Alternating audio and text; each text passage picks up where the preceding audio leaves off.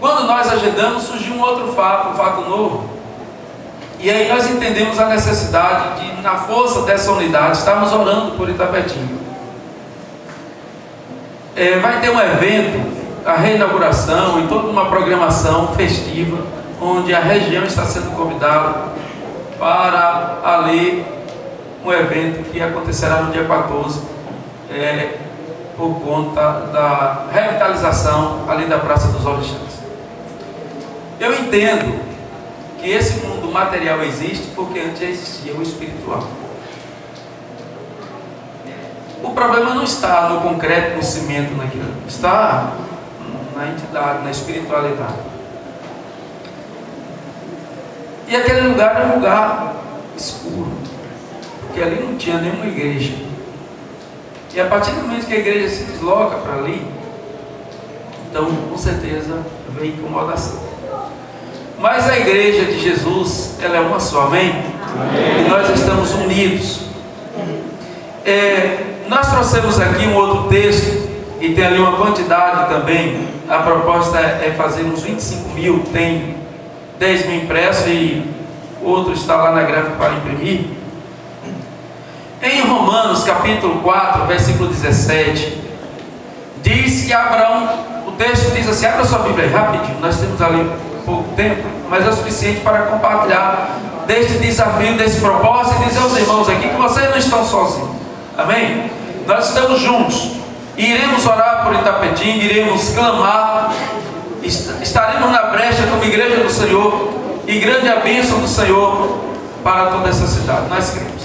Romanos 4, 17, 18, 19, rapidinho, acompanhe essa leitura comigo aí, por favor. Romanos 4, 17, 18, 19.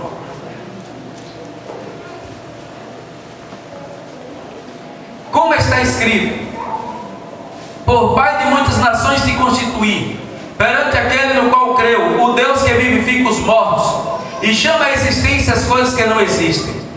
Abraão, esperando contra a esperança, creu para vir a ser pai de muitas nações, segundo lhe fora dito: assim será a tua descendência. E sem enfraquecer na fé, embora levasse em conta o seu próprio corpo amortecido, sendo já de 100 anos e a idade avançada de Sara.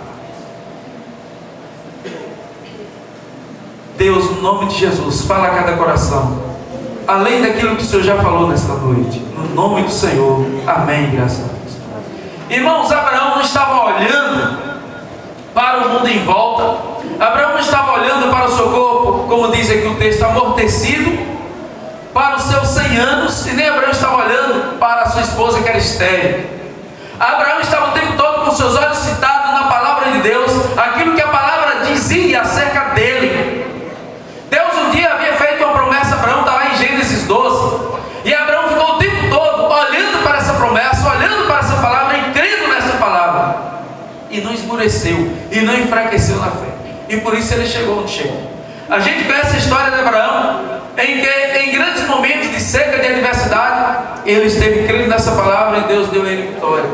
Houve um momento lá em Gênesis 14, existe uma guerra de 4 reis contra 5, e os mais fortes prevaleceram e venceram aquela batalha, e depois acabaram levando o sobrinho de Abraão, Ló, em cativeiro. Poderíamos, trazendo para o contexto de hoje, em sequestro, levou Ló sequestrado, com toda a sua fazenda e seus bens, todos os seus pertences. Mas Abraão, de olho na promessa, naquilo que estava escrito acerca de si, orou a Deus, pegou os seus homens, 318 homens, e foi lá e venceu aqueles reis que haviam vencido a guerra, uma guerra de 4 reis contra 5. Abraão, com 318 homens, venceu os exércitos vencedores. Aleluia, louvado seja o nome do Senhor, porque Abraão estava olhando para a promessa de Deus, para a palavra, no que estava escrito acerca dele. E assim, irmãos, a gente poderia aqui lembrar de tantos momentos que Deus deu vitória a Abraão. Mas o que é que a palavra de Deus diz ao meu respeito? O que é que a palavra de Deus diz a respeito da igreja de Deus? Quem é a igreja de Deus?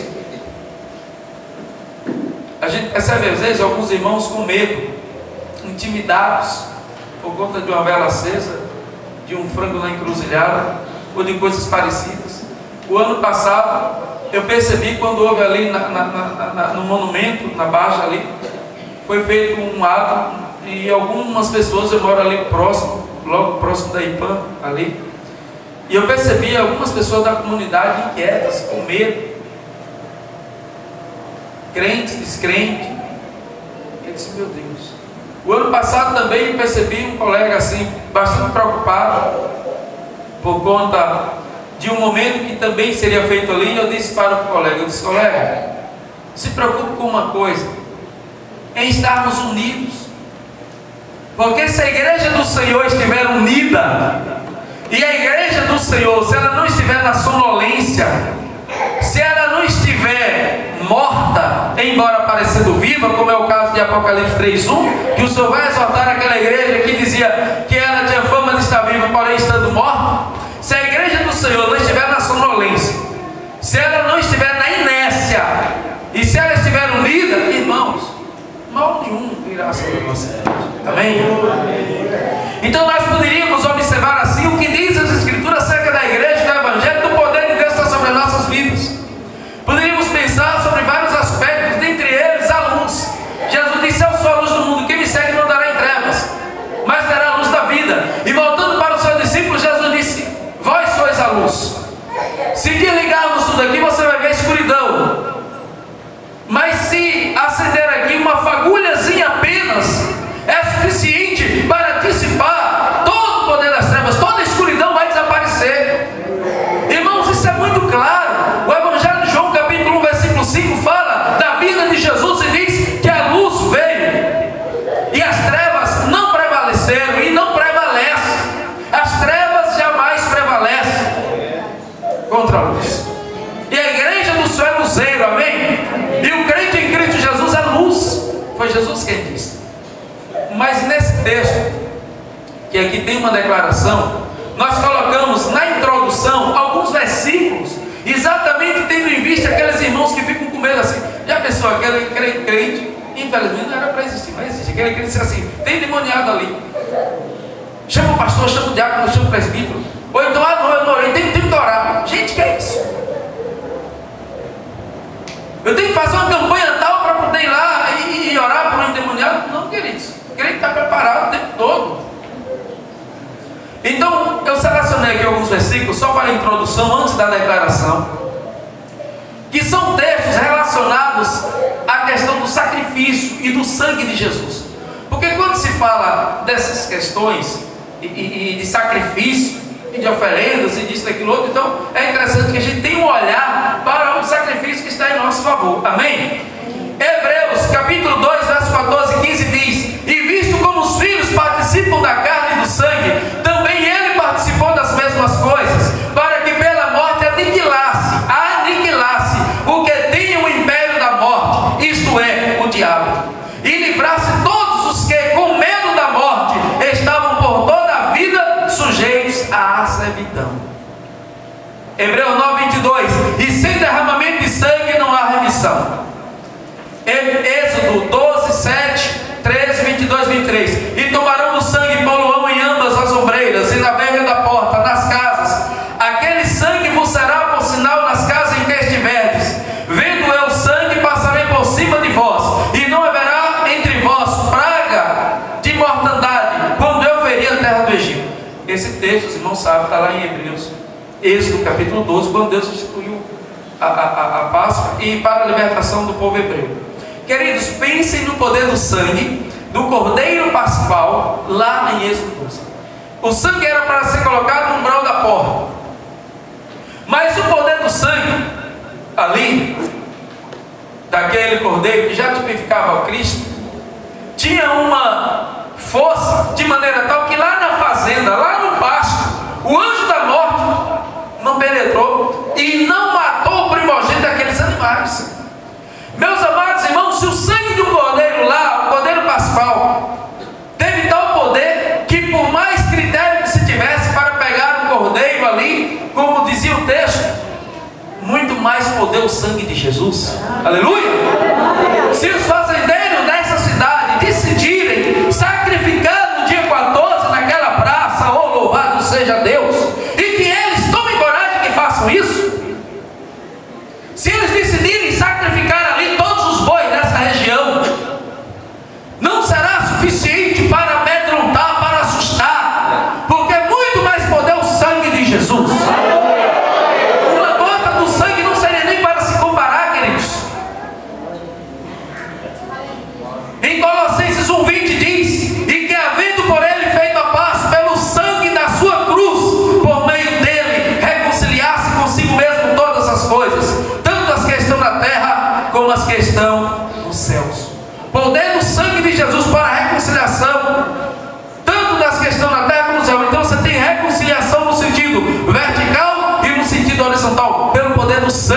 o sacrifício de Jesus lá na cruz.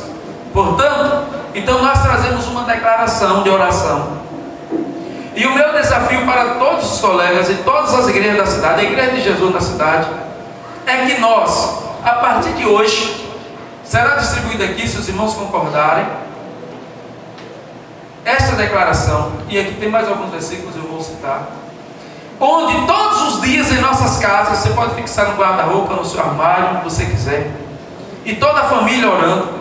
Hoje mesmo eu passei isso para toda uma família. Isso aqui é para todo mundo orar, da criança ao avô, todo mundo.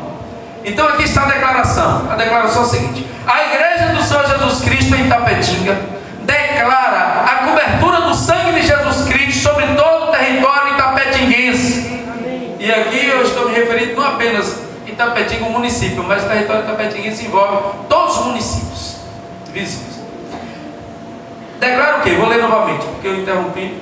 A igreja do Senhor Jesus Cristo em Itapetinga declara a cobertura do sangue de Jesus Cristo sobre todo o território itapetinguense para a redenção e salvação de todas as pessoas, amém? Amém. Ministração de reconciliação do homem com Deus e o próximo, amém? Amém. Proteção dos lares, amém? Amém. Estabelecimento da paz, amém? Amém. Libertação do escravizado, amém?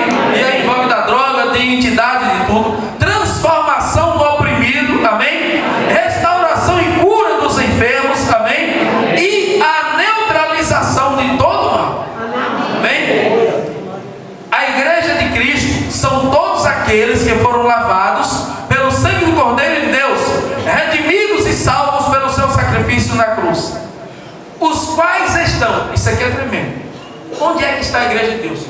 Qual é a posição da igreja de Deus? Efésios 1, 23, 24 diz, e aqui eu coloquei, os quais estão posicionados acima de todo o principado, poder, potestade, domínio e de todo nome que se nomeia, não só neste século, mas também no vindouro. Esta é a minha posição, esta é a tua posição. Nós estamos posicionados em Cristo Jesus, acima de todo o principado, de todo o poder, de toda a potestade, de todo o domínio, de todo o nome que se nomeia, não só neste século, ou louvado seja Deus, mas também no vindouro, para a glória de Deus, aleluia. Irmãos, esta é a nossa posição. E você crê que nós, povo de Deus, não pode se intimidar? Ao contrário, irmãos, quanto mais provoca, mais a igreja cresce. Verdade. E aí continua o texto dizendo: receberam todo o poder, a igreja de Deus, né? Que são os lavados e redimidos pelo sangue de Jesus, os quais estão posicionados, receberam todo o poder e autoridade para que no nome de Jesus Cristo se desfizesse o mal e estabelecesse discípulos em todas as nações, conforme disse Lucas: eis que vos dou poder para pisar serpentes e escorpiões e toda a força do inimigo, e nada vos fará dano algum. E aí a gente tem os textos, algumas referências. E foram ungidos com todo o poder do Espírito. Atos 1:8. Recebereis poder, virtude do Espírito Santo que há de vir sobre vós, e semeis testemunhas tanto em Jerusalém como em toda a Judéia, Samaria e até os confins da terra.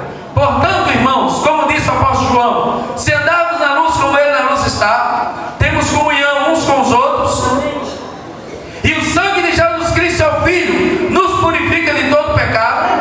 Se confessarmos nossos pecados, ele é fiel e justo para nos perdoar os pecados e nos purificar de toda injustiça. Se dissermos que não pecamos, fazemos-lo mentiroso, a sua palavra não está em nós. E eles venceram pelo sangue do Cordeiro e pela palavra do seu testemunho, e não amaram as suas vidas até a morte. Lavaram as suas vestes e as branquearam no sangue do Cordeiro. Como disse o apóstolo João, sabemos que todo aquele que é nascido de Deus não peca, mas o que é de Deus é gerado, conserva-se a si mesmo, e o maligno não lhe toca. Verso 19: sabemos, somos de Deus, e que todo mundo está no maligno. É impressionante como muitos crentes fazem uso dessa expressão bíblica incompleta. É muito comum a gente ouvir, às vezes, os irmãos falarem assim: o mundo já é no maligno. Quando se percebe o caos, quando se percebe a imoralidade, a perversão,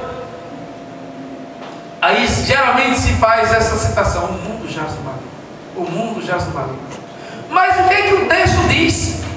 Antes do texto dizer que o mundo jaz no maligno, diz: nós somos de